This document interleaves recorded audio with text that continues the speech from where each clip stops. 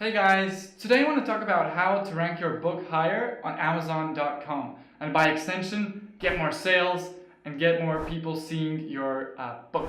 Since it's a pretty important topic, I think it's important to kind of give you an overview of how Amazon systems work and how, more specifically, how the Amazon algorithm works as well. So, first off, let's establish that Amazon, for these intents and purposes, is actually just a really big product search engine. Not just a search engine, because people are not looking for information, they're looking for products. Boom. And in our case, they are books. And the purpose of this search engine is just to help people find products that they want. Pretty straightforward. And so what the whole system is based around is trying to help people find products that they like. And all the little metrics and signals and factors that are taken into account are based on that. How can we help people find products that they want, that they like, and that they will buy? So they make money, you make money, and everybody is happy. I also want to cover product discovery. I think it's could be helpful to understand like how that part works as well. So the biggest one, as I mentioned, as we kind of established already, is search. That's the big one. How people just type what they want, type their keyword, coloring book, I want a color book, and then I find what I'm looking for. I'm very happy, I purchased it, done, everybody's happy. Two is categories. And I clumped into a lot of the other ones because I think they're nowhere near as effective or as big or as as powerful as the search function. So categories, bestseller categories, people might be just browsing for what's popular, what is the, what's hot right now. Then is related items, or more specifically, it's customers who also bought section. You might have noticed this one, it's under the individual product listing. It's right at the bottom. So people might find related products and kind of jump from one to another. And also is email marketing. So you might have noticed how you're kind of browsing around Amazon, and then a few hours later or the next day, Amazon sends you a list of products that are related to your latest searches. Okay, now that that's established, let's dive a little bit deeper into how Amazon search algorithm functions. What are the factors that it takes into account to understand how to rank different products for one specific search term? How does it determine, okay, which one will we show the first, which one will we show the second, etc., etc. So the biggest one is keyword relevance. And I say it's the biggest one because I think it's definitely one of the most, it's probably the most important one. And it is also the one which you have the most control over. So what is keyword relevance? It's basically, I think the term is pretty straightforward. You search for a certain term, and it returns a result that is related to that certain term. So for example, in our coloring book example, we search for coloring book, and it returns some book that has that coloring book within the title. Pretty straightforward. It might have it also in the description. It might have it also in the metadata kind of entry field. So it kind of builds up like that, and it understands, okay, this book must be really related to this search term. So they both go together. And by the way, Amazon's search algorithm is not public. They keep it quite secret, but people have managed to figure it out, and so that's why I am actually able to share it with you. So it's not, bear in mind, it's not 100% accurate. We don't know all the specifics, but we've just made out the biggest points. Next up is sales velocity. How much sales is your book getting daily? How much sales has it got in the past? Then after that is reviews, also pretty big one, because reviews are a good way to determine whether customers like your book, whether it is likely to keep generating more sales, etc., etc. And Amazon, of course, Amazon wouldn't want to promote a book with a lot of 1- and 2-star reviews because it means that the book is not good, and so it's a pretty logical way of distinguishing, okay, what do we want people to see and what do we kind of want to fade into the abyss of Amazon and never to be seen by anyone. All right, and the last one I left is user and page interaction. What does that mean? It means that Amazon just also looks at all the specific things that people do once they search for products. So it looks at whether or not they actually click on your book's title or cover.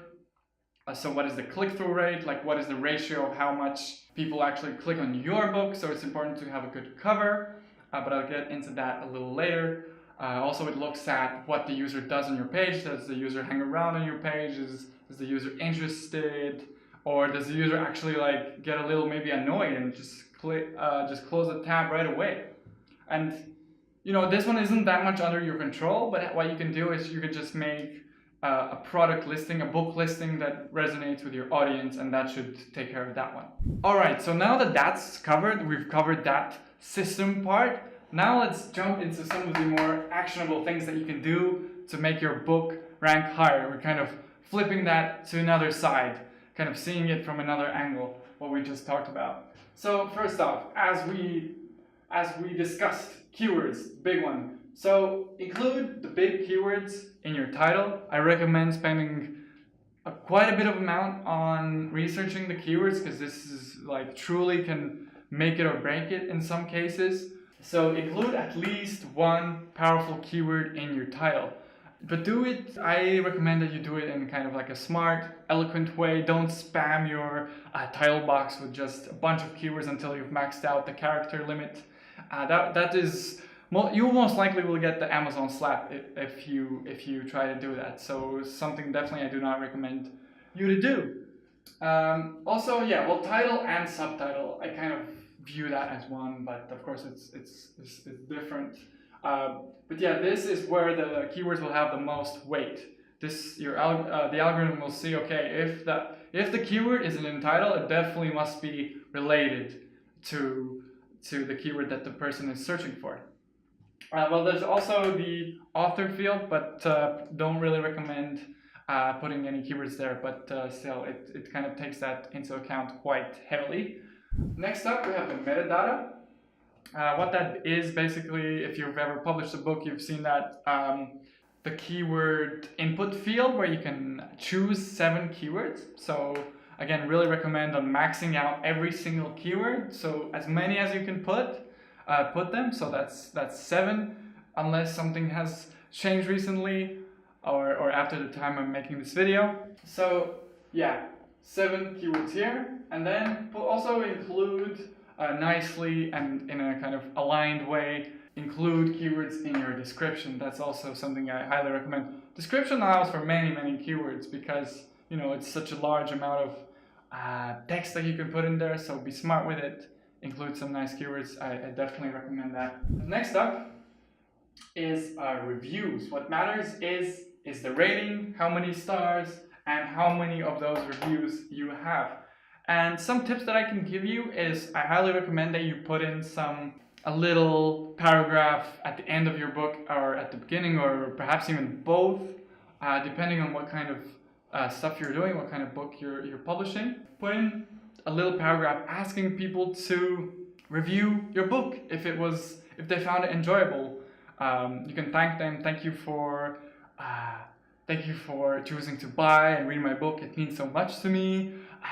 It would mean even more if you, clicked on this link and reviewed my book. Something like that. Come up with your own version. That's just what's coming to me off the top of my head. Alrighty, and then I put in a bunch of more general points that appeal to the user page interaction factor. Alright, so what exactly is in there? There's the create a great cover, and also come up with a good title, a title that's enticing, that's interesting, that makes me want to click on the listing and check it out. So these two will help to increase your conversion rate, click-through rate, all those. It will make more people click on your listing. It will make more people click on actually purchase your book.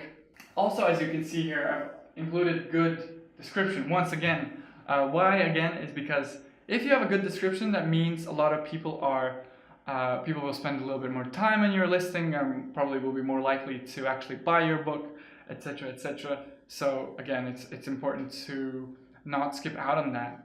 I recommend that you use some HTML, like make some parts bold that you want bold, maybe use headings, maybe make a list. That's really cool if you're in the nonfiction area. Like, look, these are the benefits that you will get if you buy and read this book, blah, blah, blah. 1, 2, 3, 4. And the last one I left, just make a really good book. Like, that's the central thing of this. It's not really that complex. Like, if you have a good book that people really like, that's maybe in a topic that is in demand, has a good cover, good description, you really put yourself into it and done the best that you can, that will take care of a lot of the metrics, because a good book means good reviews, means good sales, and so on and so on. So yeah, that about does it for the YouTube version of how to rank higher. I hope you found this useful. I hope you can really implement some of this, and I hope it will help you to understand what's going on Amazon, and also understand how you can leverage that to your benefit. Thanks for watching, and I'll see you next time. Thank you guys so much for watching. If you found this information valuable, please leave this video a like, and also do not forget to subscribe so you can get notified when we release new videos. And just one last thing before you go, I would like to invite you to get a free copy of our report, Best-Selling Book Marketing Checklist. It will show you all the action steps that you gotta take to publish books that sell. No matter if you're new to self-publishing or if you've been doing this for a while, there's value for you in this report. I personally wrote it so I can stand by those claims. To get it, all you have to do is just click the link below and follow all the steps. Once again, thank you so much for watching, and I'll catch you soon.